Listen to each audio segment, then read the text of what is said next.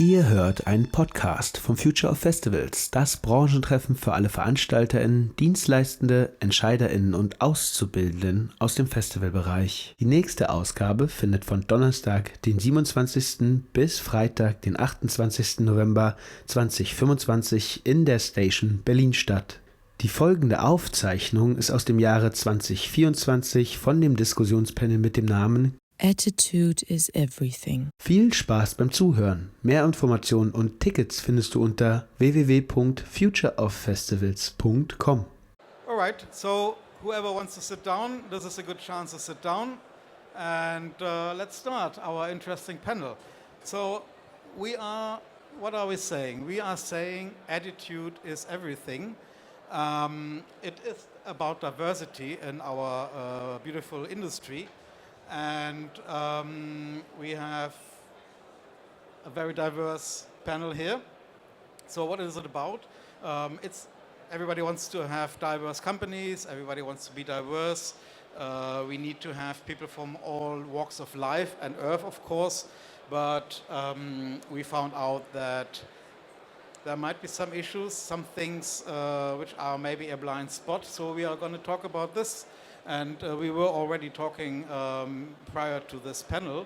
And let's start with our panelists. Please just introduce yourself briefly. Who are you? What are you doing? And where do you see yourself in terms of diversity? We start at the left. Guten Morgen. I think it is. Afternoon, but I don't know how to say that properly in German. So, my name is Steve. I'm the Group Portfolio Director for Event Production Show and Access All Areas. Event Production Show is an exhibition based out in the UK.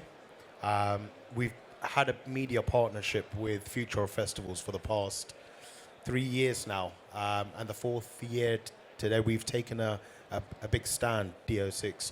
I've brought about 6 companies from the UK who already cater to the European market as suppliers to festivals, sporting events and cultural events within the European market. I also head up a magazine called Access All Areas, which is a magazine that focuses on the outdoor live events industry within UK and the European market. Just to give you a little background in EPS, Event Production Show is an exhibition just like this based in London. We have about 200 plus exhibitors and about 5,000 event organizers, promoters, agencies who attend the show over 2 days. In the last 2 or 3 years, we've kind of broke out into moving more into the European space, international space, as it's just not UK visitors. Obviously, we'll get in a bit more detail going about the diversity, the equality sides of it. Let me let Sarah speak. And Sarah, yourself? Hi, I'm Sarah, and I'm the head of marketing for a company called ES Global. So we're our lead contractor that specializes in relocatable architecture and structures and staging. We've been providing staging at multi-stadium tours for over 50 years now. We're in the festival market, predominantly larger festivals, but we do a few smaller ones as well. And we've got offices across the UK, France, Middle East, Australia, Japan, and the US. So for us, it's our first time here at Future Festivals, and I've came on board with Steve. And what we're looking to do really is kind of further our development of our French office within the festival market here, but also it's a chance to, again, showcase diversity within the live music events industry. All right, Apu. Yeah, hi, Steve. You say moin, for example, in that time of day. Oh, yes. Yeah, Okay. just moin. Okay, moin allerseits. My name is Akbufurak Bosche. I'm manager at the Event Horizon company and CEO of the Stabil company here in Germany. We are stage builders and riggers in that sense. And one company is a service provider, primarily that's Event Horizon. And Stabil company is an owner of stages itself. So what we do primarily is build stages all over Germany and Europe, and that's it so far. And as you can imagine, steel and hard work and diversity sometimes It's a hard thing to connect, but it is possible, definitely. That's the topic. Thank you. And my name is Falco Zanini. I'm in this wonderful industry since 1980. I've done every stupid thing you can think of, or most of it. And I'm master craftsman for event technology. I'm a health and safety advisor. I'm coordinating health and safety at larger festivals, well-known festivals. And what else? Okay. Maybe you think, what is this guy doing there, this white guy? Well, my name, I am first generation child of an Italian father and a German mother. And I am happily married to a black African woman, which is also very interesting somehow, sometimes. And yeah, I'm in this industry, quite a long time. I've seen a lot of things, and I also experienced a lot of interesting things in my early life in school, which you will not think about that it happened. So, yeah, and then here we are, diversity. So,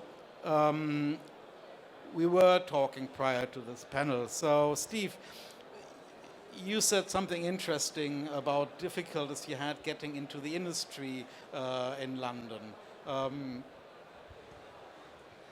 Yeah, just to touch on certain elements. Before I joined the event production show Access to Areas, my wife kind of heads it up. Being Sri Lankan, myself from Sri Lanka, I have a really good promoter base of working with artists who are from Sri Lanka and India.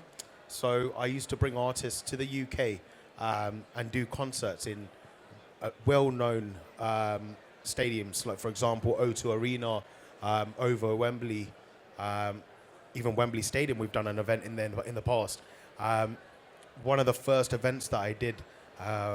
So, for example, with O2 Arena, you've got a capacity of about 17,000 people that you can fit with a mixture between seating and standing. We released tickets, and 52 minutes we sold out the whole arena. I personally think that is a great accomplishment. When you think about festivals, when you think about concerts, selling out 52 minutes O2 Arena I think it's not a joke. But when we try to push that news out into the news element sides of it, because I think that was a huge accomplishment.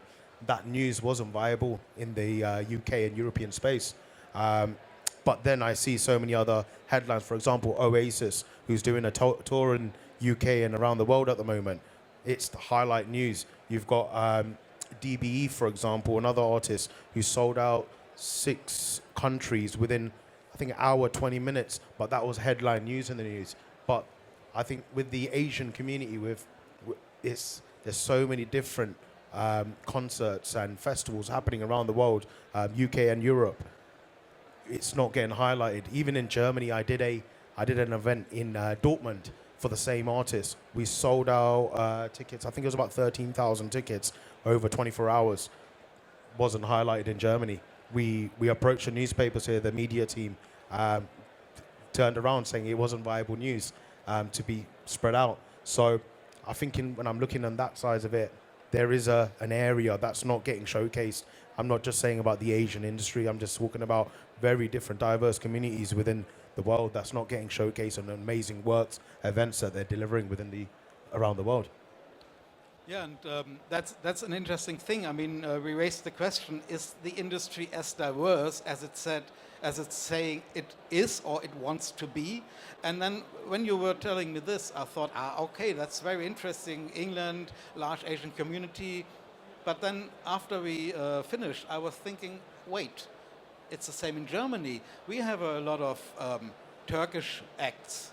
We have a lot of Polish acts. We have a lot of, you name it, minority. Well, 7 million Turkish people in Germany is not quite a minority, but it's the same. You have the same thing.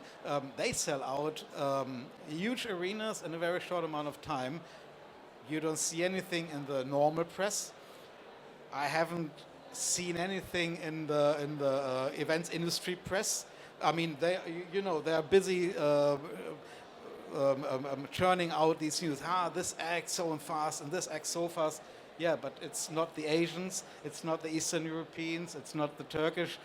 You hardly read about that. That was a very, very interesting thing for me to realize that there is a bias somehow when it apparently comes to skin color and to, well, the people who were always there, still after 30, 40, 50, 60 years. Very interesting. I really had to think about that. Apu, I mean, you were saying you're working as a stage builder, construction, and you told me about your history. So how was it for you getting into the industry in Germany as a stage builder? Or you told me also something about general construction work and some understanding difficulties? Well, yes. Well, I was an economics student in those days in Hamburg. Absolutely not used to working with my hands at all. I'm coming from an academic family in that sense, so I had really no contact to that. And then suddenly I needed money as a student, so I came into the normal stagehand service as usual, as nearly half of the people here somehow started, at least in those days. And I got mostly interested into the complexity of the constructing and deconstructing of the events. And that's what kept me in the business, apart from not really earning enough money from it. But anyway, and in the first moments there wasn't so much about communicating that much with other people because you're part of a machine, more or less. But the longer I stayed there, it was more that I realized that people really do see me. And I cannot really hide in that sense. I'm a tall black person in Germany, which automatically makes you as a highlight in that sense. And then I realized that if I perform on a certain level, let's say on a scale from 1 to 10, it's an 8 or something like that. And I have another person next to me who's an 8 as well, but who isn't black, who is small, white guy who makes the same work as I do. I'm the one being promoted, I'm the one getting the hugs and stuff, you know, and the other guy just disappears. You can call it more or less positive racism if you want to, but it goes in that direction. It goes in that direction. And I profited in that sense from that situation over the years. And as I'm now myself in a supervising or managing position, I'm trying to balance the whole thing again somehow. I'm doing the same thing, points of sexism, because I'm trying to install women in my business as much as I can. But I think that's a different topic later on again.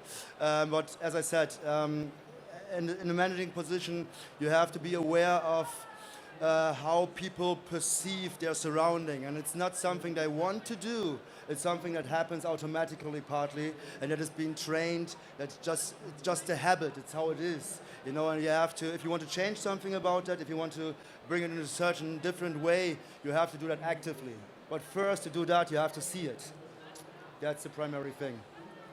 If that is okay so far. Yeah, sure. That's what we were talking about, and that's very interesting. The positive racism, or that you are always promoted because maybe the superiors, the supervisors feel that they should rather promote the non-white guys.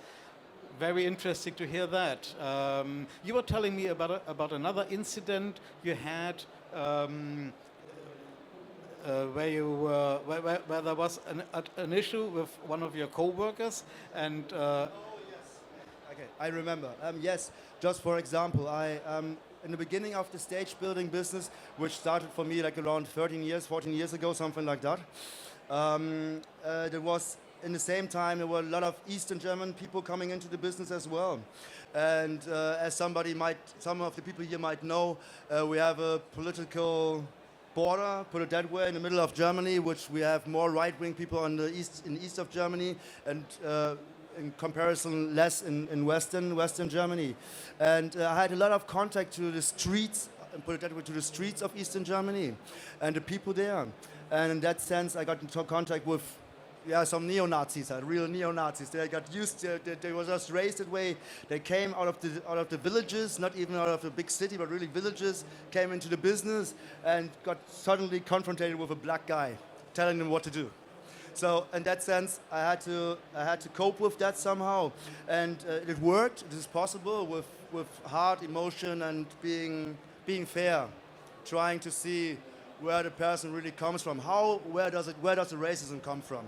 Is it something that he really wants to do? Is it something he really feels? Or is it something he was just trained to say and believe altogether?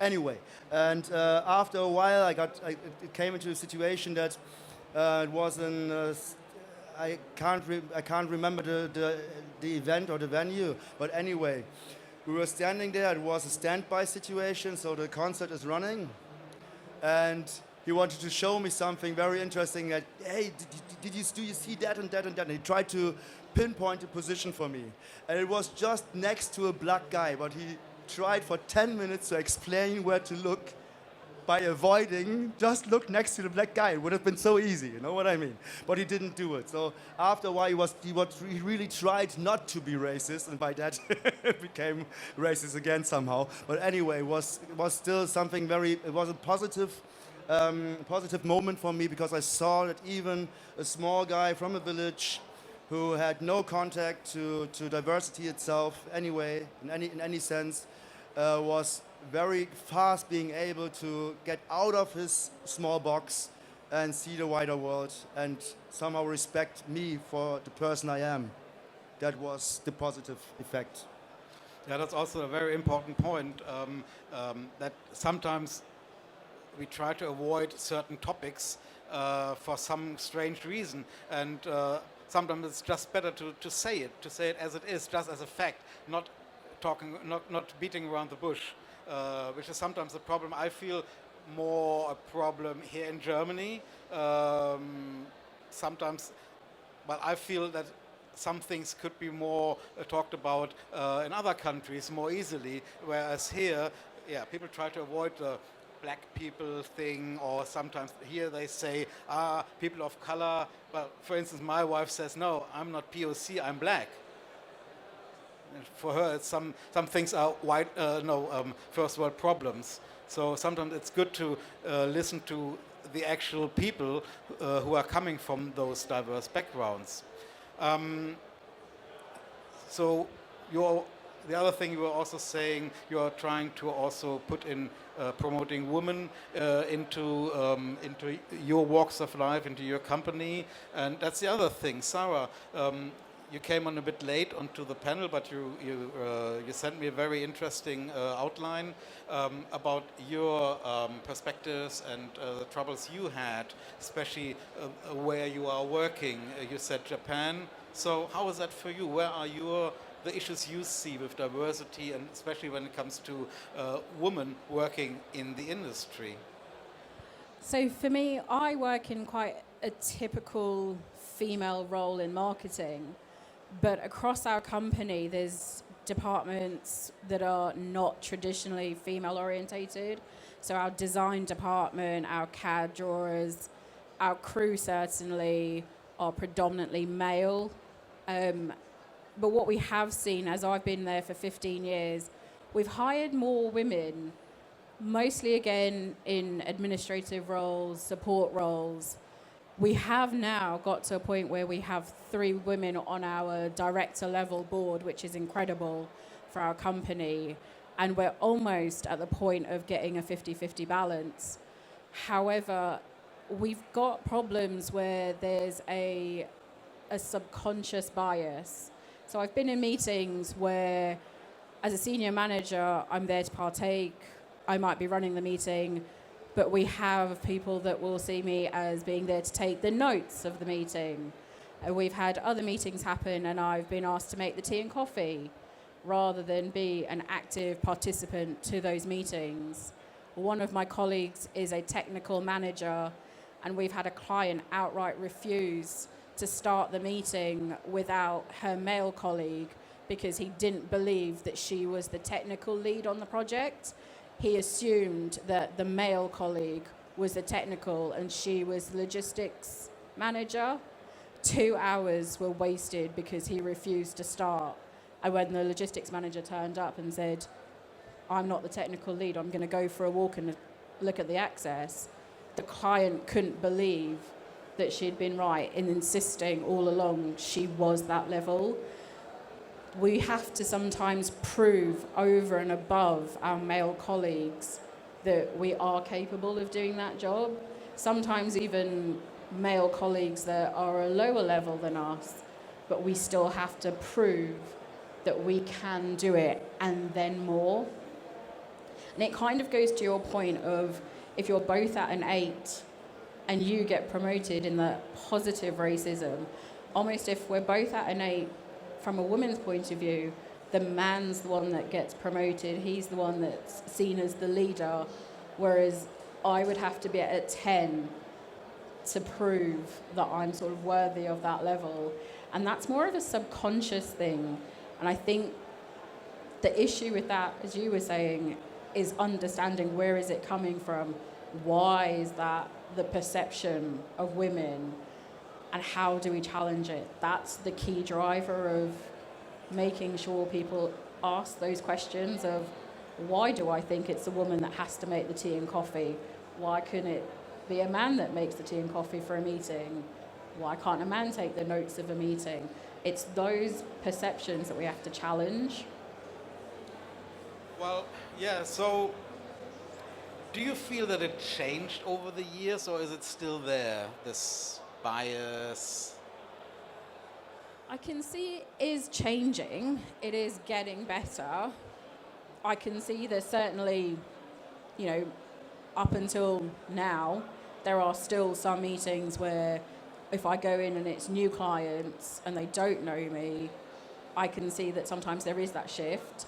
It takes for your colleagues to be an ally, for your colleagues to stand up for you. The same with my female colleague and the logistics manager, for him to have her back and say, no, I'm not that role, you carry on and I'm going to leave, for him to put her forward as the actual expert because that is her role. We need to consistently do that. So it is starting to change, but there is a long way for it to grow and develop and change. How do you feel it is for women when they want to do some real, hard work, like becoming truck drivers or working in logistics? I mean, really shunting around the pallet shifts. How is that for you?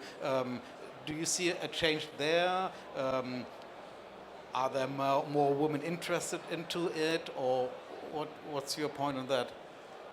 This year, certainly, we've just done some work around the Olympics in Paris, and we've had probably our record number of women in our crew.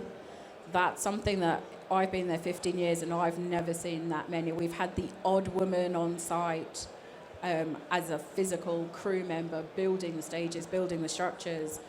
But this year we've had, I think on one site alone, we had 5 female riggers, which when I visited site was surprising to me, but in a happy surprise to see that we are attracting people to come and work for us as women, but also that we can see that change and they are being accepted on site within our crew as being able to do the job. It is physically demanding.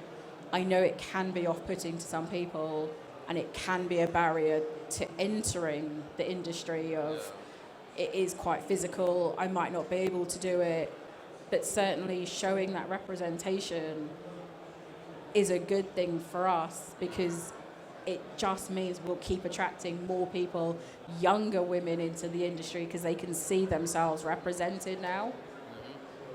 Yeah, that sounds interesting. I have the same experiences, but interestingly, 2 years ago I had to do a large event in Switzerland, in Basel, on the premises of a large chemical producer. And I was very surprised to see a lot of women working there in typically male jobs. They were driving those forklifts and those little electrical cars and doing postal deliveries. I was very surprised to see that in Switzerland, whereas here in Germany it's not very often. But then again, the other thing is here in Germany, having this still divide between the East and the West. In Eastern Germany, it was completely normal for women to work. even industrial jobs. With reunification, it changed somehow, and women went. I don't know. I have the feeling that there can still be done a lot more to get women into working in those jobs. Steve, you told me you're also promoting women in events, and there's an association you try to promote. Yes. Yeah. So basically, with the event production show, the exhibition I held up, just going a little bit back about women. When I joined the exhibition 5 years ago now, my direct line manager was a female, Joanne Knowles. To this day, I've looked up to her because she's taught me the in and outs about the exhibition industry from day dot when I started. When I came into Mash Media, which is our overarching company, I think there was only about 2 women that worked there, which is one was my manager, and then now I think it's 50-50 at the moment, or 40-60. The CEO of our company is now a female as well. So that's when you mentioned is there change? If I've seen some changes, I have. The last 5 years, I've seen quite a lot of changes in women getting to work. With my exhibition as well, we work with really closely with an association called NAWI. It's called Network of Women in Exhibitions. It's a female that heads it up called Kat Kevin. She works with a lot of industry professional that work in the events industry, brings them together for regular meetups during the year with different events. She also has a big presence at my show, promoting the association within the events industry and how important it is to have females leading and working within the industry as well. We also work with another association called Women in Live Music. I think they are present in Future of Festivals. They're an international brand, but they've an international association, but they're working highly in the UK as well. So going forward, I think there was another accomplishment. I've teamed up with another association now based in Ghana. They identify themselves as Afrofuture, who are trying to promote the festival market within the UK by taking UK artists to there. So, yeah, from our side, from our exhibition and from our magazine sides, we try to see how we can incorporate different brands and different associations to get that diverse and diversity within the events industry, basically. Yeah, it's a good thing promoting people who want to work here, interested in the industry, and not excluding them just because they look different or have a different gender. That's very important. But I had some experiences finding out that especially when getting women into the industry, I had some reports, some really first-hand reports where we or my customers had female crew bosses. So this female crew boss or female department head then were given a bunch of stagehands, and those stagehands came from, had an Arab background, and they right out refused to get orders from this lady, from the female supervisor. They just said, nope, we're not taking orders from that woman. Those are unfortunately the things which can happen. Did something like that happen to you, or did you experience something like that? Well, definitely. The only solution to that is to force it through. There's no other way. If you have that kind of sexist or whatever fascist behavior towards whoever is in charge, and the person definitely knows what she or he is doing, and still the only reason why the people aren't moving is because they don't like the face, they don't like whatever, then that's a checkout, no? Simple as that, and for all of them in the worst case scenario. And you have to, in a managing position, stand behind your supervisor and keep their backs and stand behind them, even if it means night shifts from now on and so on and so on. Maybe it even means that you lose the profit out of the venue or whatever. All of that might happen, but that you have to force it through if you want to change something. If you let that happen once, you lose your person who works for you, who gives her lifetime for you, the one you like most of the times. Most of the people I employed are people I really do like, and now that's the situation all of us very likely experience in a smaller or bigger version. Doesn't really matter, but it's getting better. That's for sure. That's definitely, it's getting better. And for us, in our company, for example, in Event Horizon, we have a female CEO as well. We even didn't want to start the company without a female CEO because we thought, okay, not only toxic males, that's a dumb idea. and we're very proud as well to, I convinced a machine engineer out of the automotive industry to come over to our company and to work for us now as a rigger and as a supervisor in the stage building. And that's Titania, and we're very proud. I'm looking forward to her being the best coming construction female manager in Europe. We will see. Anyway, and but you have to stand behind those people, and you have to support them if possible. But it's not, you cannot just support them because they are female or have a different color or have a different background. You have to support them because they know what they're doing. And if you can just put them there in a position, it doesn't matter who it is, you have to stand behind the professional level of the person you introduced into the position. And as soon as you did that, from that moment on, you have to defend that position against everything. Simple as that. Well, that's clear for me. That's the same. I'm always supporting supervisors and the chain of command. For me, it does not matter at all where somebody is coming from. Not matter at all. But the thing is then you might face, especially in this case, all of a sudden, let's say your night shift consisting of 20 people, you have to dismiss. That's a big thing.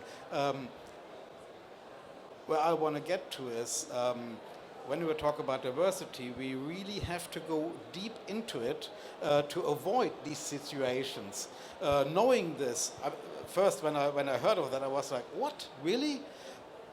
And it happened 1, 2, 3 more times. I heard from other customers, and now I try to tell my customers that we have to look into that they have to start asking the crew providers or others, where are you sourcing those people? You have to think, what can happen? Will there be cultural differences, religious differences? Could it be that you might offend the people you want to get in? For instance, I learned that a lot of people in Africa, for instance, are very religious in a way we here in Germany cannot understand properly. For us, religion here in Germany very often is on the air. Okay, there are Catholics, there are Protestants, and okay, there are some others, Muslims, of course. But the extent of religiousness in Africa is very profound in some countries. So, and then think of your company, you want to employ people. Could it be that by whatever you're doing in your company or promoting in your company, that this person you want to employ might be offended by what you are doing or how you're doing or how you're communicating in your company? Just a thought. I mean, what are your experiences? Did you make any experiences into that? In that sense, I think I've seen it from an outside perspective, not personally myself. How about yourself, Sarah? Anything from your sides? I've seen it more, I guess, rather than a religion, but in the sense of, we work in Japan at the moment, and over there it's an expected 6-day working week. Now, that doesn't necessarily fit with certain religions, Judaism, Islam. It doesn't fit with potentially mothers that want to be able to have a weekend with their family. There are those cultural differences that you have to bridge somehow. I think the best way to do that is to have open communication about it, and also an expectation, understanding people's expectations. So if I am of a religion where 6 days isn't possible, but I can do 5, is it an unreasonable ask to ask my employer that I do a 5-day shift and then day 6 is covered by somebody who might not be able to do 5 days, but they could do a few days? So is there an option for part sharing that role? So you're not necessarily hiring more staff, it's just you're accommodating people, which then allows them to feel seen, represented, and able to work in the industry. Just to add on that as well, I think I used to work in Dubai, which obviously is a Muslim-run country. I went on the intention when I started working there that it was really hard to maybe have a good nightlife or on the weekends, because their weekend back then was Friday and Saturday, and we're back into work on Sunday mornings. So that was itself hard for myself, because I used to work for a company where I had to communicate loads with Europeans and UK, but now it's moved back. But now, at the moment, Saudi's becoming the new Dubai. And one of the laws that they have there is no drinking is allowed in the whole of Saudi Arabia. And then now I'm seeing, because we've teamed up with the Middle East Event Show, so many festivals, so many sporting events are getting taken over to Saudi Arabia. And I think they're in the process of lifting the ban for drinking, if I'm correct. But that came in the process of certain elements has to take place for events, for certain stuff to happen. People, when they go for the football, if they go for a festival, I mean, no one can't, not no one, I said, majority of the people can't sit there without having a drink, me personally. So I think as times change, as everything shifts, countries, religions, certain shifts have to be taken place as well into account. And I think Saudi Arabia is like a big example of that. Yep. Do you have any experiences with that, with these taking into account or asking people? Yeah, well, put it that way, it's a basic thing of employing new employees now to find a certain balance between the backgrounds, their wishes, and the company goals. That's a basic now anyway, because otherwise you will not find new employees. There are enough jobs out there that are better paid, that are lighter to do, that are more whatever. So you have to compete anyway. So in that sense, to make it happen, to get the best people you can out of the market, you have to communicate with your customers, with your employees. You have to structure your own company in a way that it might fit better into the life situations. That's a basic topic anyway, and it goes into every industry, especially ours, because as I said, if you work for the car industry, I mean, two people here earn the same money like one person out of the car industry, put it that way, and how simple as that. Yeah, and so in that way, to compete with them, we have to do that. But still, you mentioned Saudi Arabia. Some of our self-employed or solo employees from Slovakia and from the Czech Republic are down there often as well. One of our guys from Event Horizon travels there as well as a supervisor. And yeah, that's true. It seems as if the ban is being lifted step by step. They already had those club areas, and it's not really called club areas, it's called somehow different, but they already had those club areas with hotels and stuff where they already introduced, like, okay, more or less hidden, you can drink there and stuff, and from there it's spreading. And yeah, but apart from that, yeah, as I said, it's a topic we have to keep up anyway.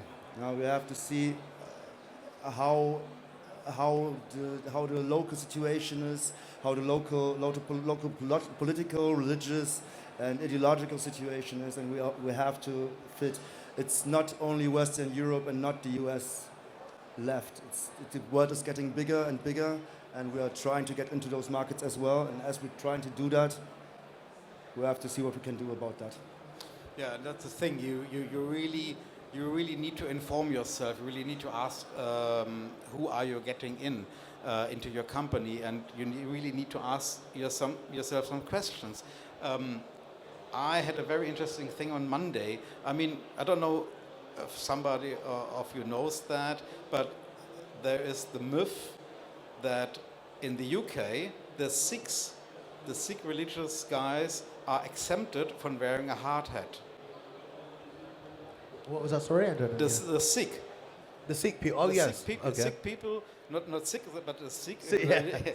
the Sikhs, they are exempt from wearing a hard hat because their religion says they have to wear the turban. They are not allowed to wear to show their hair in public. Correct, yeah. Okay, so turban, no hard hat, doesn't fit. There's this myth, and some years ago I checked, and it's true. The HSE, the Health and Safety Executive in UK, has this exemption just for Sikh religious people. And on Monday, I received an email from a customer. He's doing crewing, staffing company. He said, "Hey, you know about this thing? I want to employ some Sikhs, and I heard you know about it. So how is it with this hard hat thing? Is there any exemption in Germany?" And I said, "Oh, that's interesting." So I checked again. I found the stuff from the HSE. Yes, Sikhs are exempt in the UK. Then I found a very interesting article about Canada, the province of Victoria. They had the same thing, but more interestingly, they were about to bring an exemption. And then there were counter voices saying, you don't need an exemption. You can just bind your turban in a different way. You can bind your turban smaller. And there was this interview on video where two Sikh, apparently business owners, were explaining to their people, look, no, there's nothing in our religion saying that it has to be that big. The only thing is you are not allowed to show your hair. You can always bind your turban a little bit smaller, and then you're able to wear a hard hat. And please, guys, wear your hard hat because it saves your lives. That was a very interesting thing. So I sent this to my guy, to my customer, so he will talk to his people about that.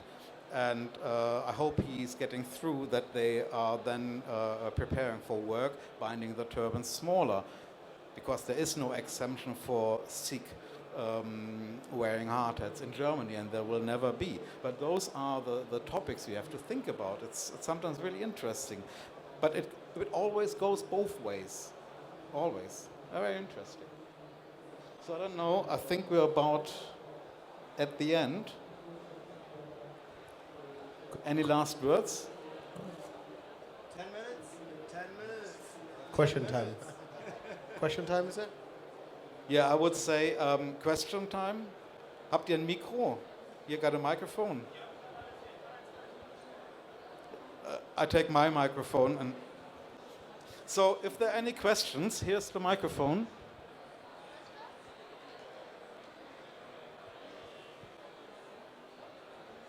Perfect.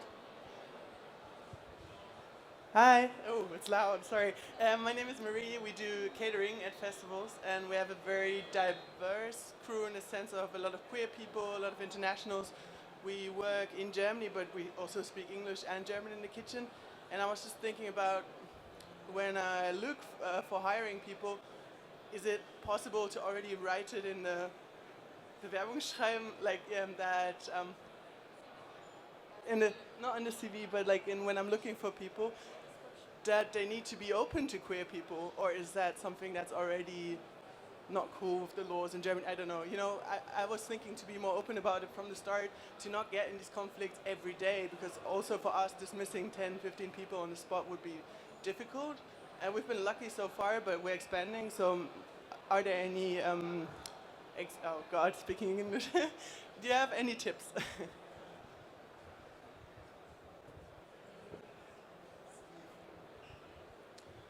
If I confirm, just so I understood it right, is that basically disabilities, people that have disabilities, of how about they're getting into the industry? Is that no?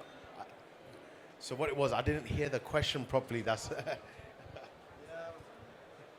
was thinking whether I know I have a very diverse team in terms of gender and in terms of ethnicity and nationalities, and I don't want any applicants which will not work under trans people or under, I would like to prevent that problem as much as I can. Of course, I will fire them if they come, but to not get into this position, is it possible to already write it in in a form where I'm looking for people that you need to be open-minded and you need to be able to work with people of all genders. And I never seen it written down, but I can say that every person that we employ, we definitely check if they are in some way sexist or racist or in any way the fascist movement, because we cannot support or allow that kind of stuff within our company borders. I'm not sure if it's possible to write it down, to say, well, of course, it's your decision. Of course you can write it down and just say, I don't want that kind of behavior. I don't want that kind of world view in my company. So of course, do that. Do it, definitely. We were doing it, but we're doing it face to face because we are employing specialists. So it's not that broad amount of people, but still, of course, I would say yes, do that for sure. I also think social media plays a big part of it at the moment. For example, if I'm hiring someone or if I'm conducting interviews, when I receive the CV, my first intention is to type the person's name on Google. It shows how much their Instagram or their Facebook or their LinkedIn will pop up. I look through it to see what do you support, what are your likes, what are your dislikes. Social media will determine a person before you see them face to face. CV was back in the days. Now it's all about social media. Everyone's on there. If you're not on there, I think there's something that you're hiding, basically. Coming from a marketing background, what I would say, rather than writing it down that you don't want X, Y, and Z, is showing the positive representation, which will almost weed out those people anyway from wanting to apply if those are their negative views. So if you're showing that you employ lots of women, that you are promoting LGBTQ plus within your employment, those people that are against that would typically not want to come and work for you. So I would do it more of this is who we are, these are the values that we stand behind, and show that in your website, your social media, all of your advertising, and you'd almost cancel out the people that you didn't want. Any more questions, guys?